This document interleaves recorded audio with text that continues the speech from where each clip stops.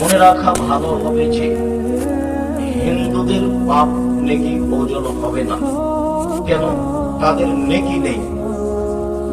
যারা ইহুদি তাদের পাপ নেকি ওজন হবে না।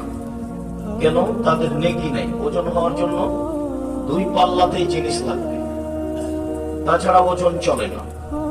তো যেহেতু এদের নেকি নাই, কাজেই ওজন হবে কি দিয়ে?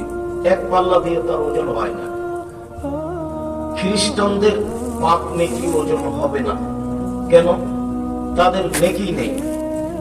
যারা শিয়ে, যারা কাদিয়ানি, যারা মুতাজিলি, যারা আশআরিয়া, যারা জাহামিয়া কারামিয়া, আকীদা নষ্ট, এমনকি আমাদের দেশেও যারা খুব দিন ধর্মে শক্ত বলে তাদের দাবি, কোরআন এবং সহিহ হাদিসের বিবেচনায় তাদেরও নেকি পাপ বিচারের মাঠে ওজন হবে না।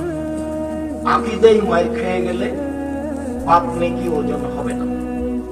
আকীদা যদি ঠিক থাকে, বিশ্বাস, তাহলে পাপ নেকি ওজন হবে, অন্যথায় হবে না। কথাটি একটু বুঝিয়ে বলি। আবু হুরায়রা রাদিয়াল্লাহু তাআলা আনহু বলেন, রাসূল সাল্লাল্লাহু আলাইহি ওয়াসাল্লাম বলেছেন, লাক্কিনু মাউতাকুম লা ইলাহা ইল্লাল্লাহ। তোমরা তোমাদের মমর্ষ ব্যক্তিকে মরে মরে, জান যায় যায়, এর পাশে তোমরা লা ইলাহা ইল্লাল্লাহ বলো। কি সুবিধা? মান কানা আখিরু কালামিহি লা ইলাহা ইল্লাল্লাহ ফাদাখালাল জান্নাহ। কারো যদি শেষ কালেমা লা ইলাহা ইল্লাল্লাহ হয়, তাহলে সে জান্নাতে চলে গেছে। এই কথা মুহাম্মদ সাল্লাল্লাহু আলাইহি সাল্লাম বলেন। তো আমাদের দেশে চাঁপাই নবাবগঞ্জে, শিবগঞ্জ, গামসাটে, নবাবগঞ্জে, এসব এলাকায় মানুষ যখন মরে মরে, জান যায় যায়, তখন তার পাশে কোরআন মাজিদ পড়ে, পরেও পড়ে, আগেও পড়ে। সারা দিতে হবে। আমি অবশ্য যেদিনই আসি চাঁপাই নবাবগঞ্জের যে কোনো এলাকায়, তখন আমি একটা কথা বলার চেষ্টা করি, যেহেতু আমি চাঁপাই নবাবগঞ্জের মানুষ, কাজেই আমার উপরে আপনার একটা আপনার উপরে দাবি আছে। সেইটা হলো এই যে অন্তত দিনের ব্যাপারে আপনি আমার সাথে পরামর্শ করবেন, এটুকু আমার দাবি। এটা আমার জন্মভূমি হিসাবে। আমি এমন কথাগুলি অন্য জেলায় বলি না, পৃথিবীর যে কোনো প্রান্তে যাই বলি না। চাঁপাই নবাবগঞ্জে যখন আসি, তখন আমার জন্মভূমির দাবিতে সেটা বলি। তাতে আমি বলি, ধর্মের ব্যাপারে আমি আপনাকে চূড়ান্ত সঠিক সুন্দর পরামর্শ দিতে পারবো। আমি যদি আপনার রাস্তাঘাট করে দিতে না পারি, আমি যদি আপনার স্কুল কলেজ করে দিতে না পারি, তবে আপনি ধর্মের ব্যাপারে আপনাকে আমি চূড়ান্ত সঠিক ধর্ম দিতে পারবো ইনশাআল্লাহ। ধর্ম চর্চা করাই আমার কাজ। আপনার আমার যে মেধা বেশি, এটা আমি বিশ্বাস করি, তবে আমি আপনার যে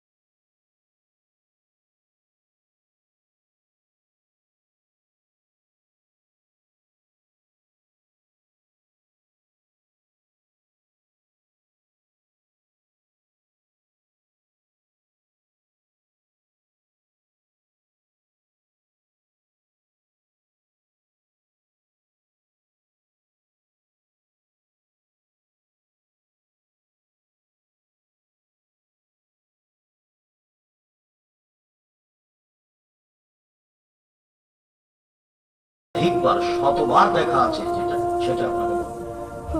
সেটা মুখে বলেছি, কলমে বলেছি। সম্মানিত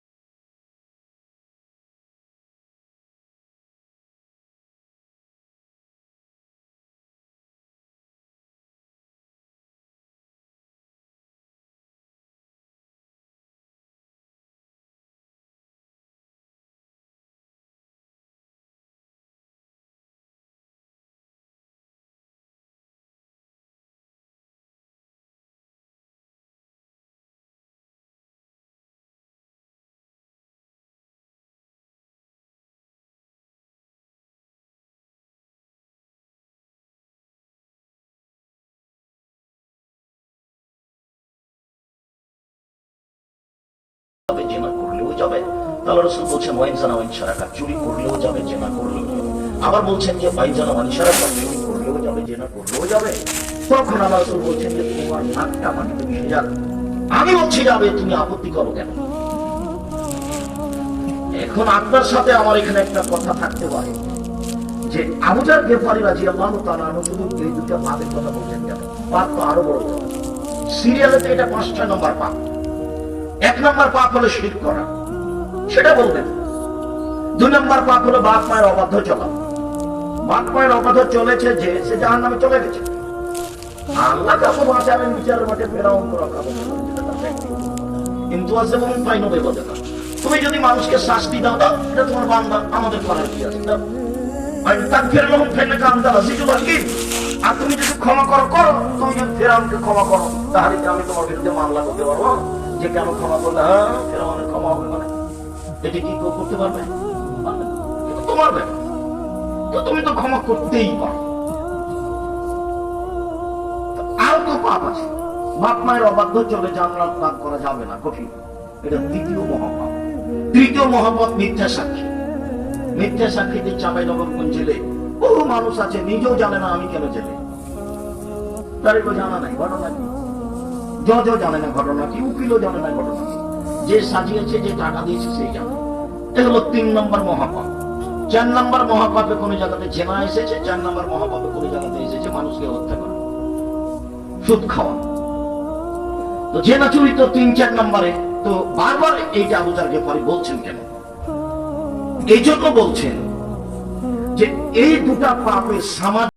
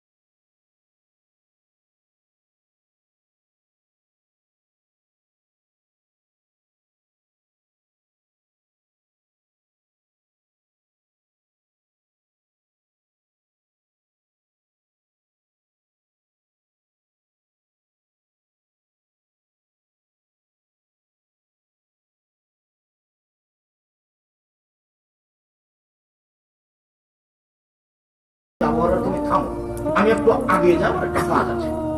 আমি এখানে বসে গেলাম, উনি চলতে থাকলেন, বেশ কিছুক্ষণ হয়ে গেল। আমি দেখতে লাগলাম কি ব্যাপার, আসছেন না কেন, ঘটনা কি, কোন দুর্ঘটনা নাকি, আসছেন না কেন। তারপরে দেখছি ওই যে আসছেন, কাছাকাছি যখন, তখন উনি বলছেন ওয়াইনজানা ওয়াইনসারাকা, চুরি করলে জেনা করলেও যাবে। ওয়াইনজানা ওয়াইনসারাকা, চুরি করলে জেনা করলেও যাবে। ওয়াইনজানা ওয়াইনসারাকা, চুরি করলে জেনা করলেও যাবে। যখন পাশে চলে আসলেন তখন আমি বলছি, আল্লাহর নবী, আমার পিতামাতা আপনার নামে উৎসর্গ হোক, আপনি কার সাথে কথা বলছিলেন, কাবো দেখিনে। আপনি যে বারবার বলছেন চুরি করলেও যাবে, জেনা করলেও যাবে, তো মনে হচ্ছে যে আপনি কারোর সাথে কথা বলছেন। কই, কেউ তো নেই, কেউ নেই বাগানে, কার সাথে কথা বলছেন? তখন আল্লাহ রাসূল বলছেন, আবু হুরায়রা শোনো, জিবরাইল আমাকে বলছেন কেউ যদি অন্তর থেকে লা ইলাহা ইল্লাল্লাহ বলে তাহলে সে জান্নাতে চলে গেছে। তো আমি মুহাম্মদ সাল্লাল্লাহু আলাইহি ওয়াসাল্লাম জিবরাইলকে বলছি যে চুরি করলেও যাবে, জেনা করলেও যাবে। তো জিবরাইল বলছেন জেনা করলেও যাবে, চুরি করলেও যাবে। এই জন্য তুমি জিবরাইলকে দেখতে পাচ্ছ না। জিবরাইলকে তোর মানুষ দেখতে পাবে না, নবীগণ দেখতে পাবে। জিবরাইলকে মানুষ দেখতে, আপনারা কথা কি বুঝতে পারছেন?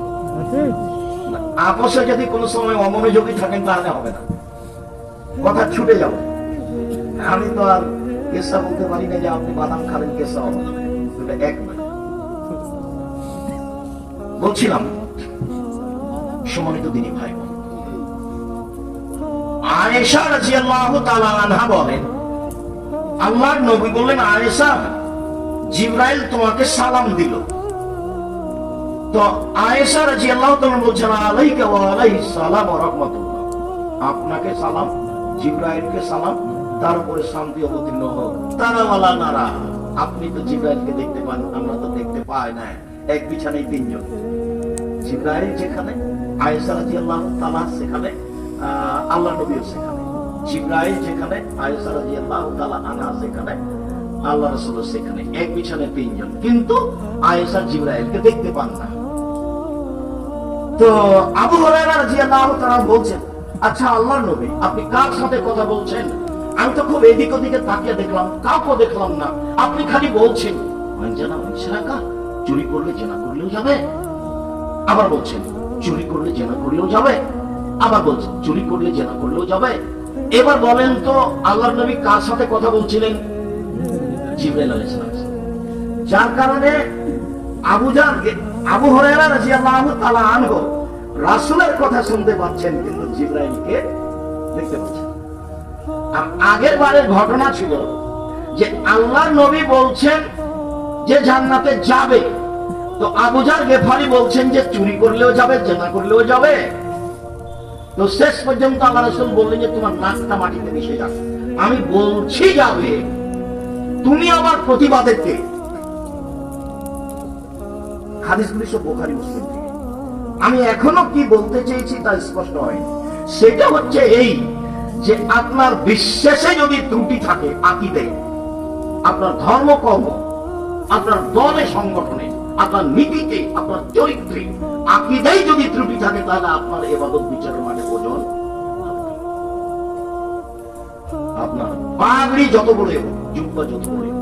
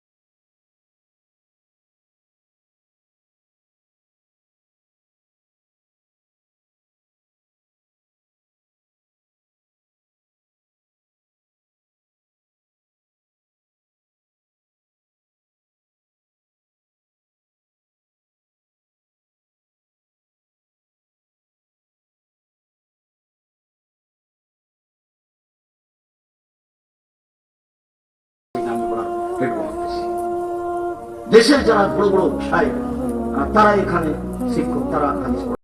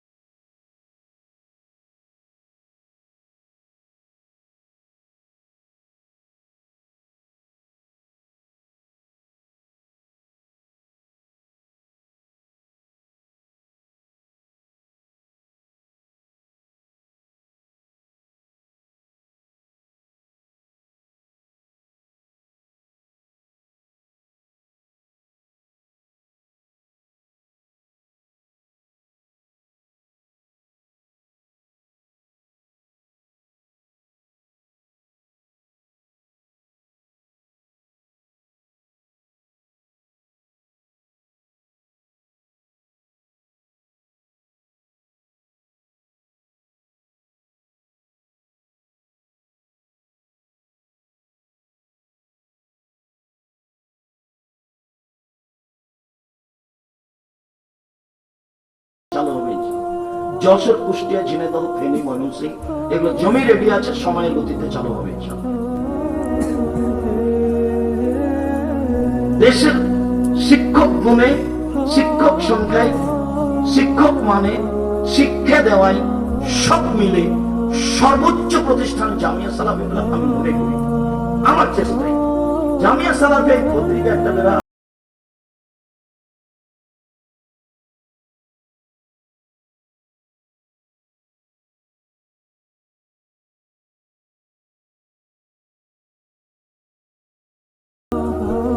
আব্দুল্লাহ, আপনারা যেমন তার কথাটা ভালো লাগে, ভালো আমিও তার কথা শুনি, ও বক্তব্য দিলে আমি তার বক্তব্য ছেড়ে শুনি। মৌলানা রেজাউল্লাহ একদিন বলছেন, আপনারা পুরাতন চিনবেন, হ্যাঁ মৌলানা রেজাউল্লাহ, একদিন আমি বলছি যে আল্লাহ নবী বলেছেন মোমেন হচ্ছে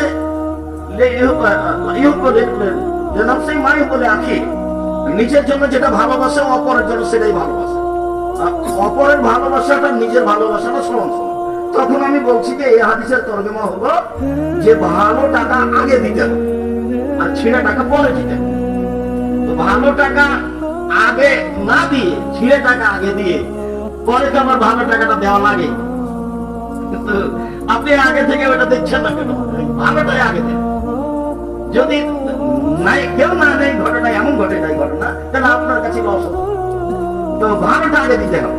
তখন বক্তব্য শেষ হলে বলছেন, আপনারা যাক, আমি তো আসলে তুমি যেটা বলেছো হাদিস তো সেটাই, আমি তো এটা এভাবে বুঝিনি, কোনদিন পড়েছি, পড়িয়েছি, বাস্তবে কোনদিন করে দেখি।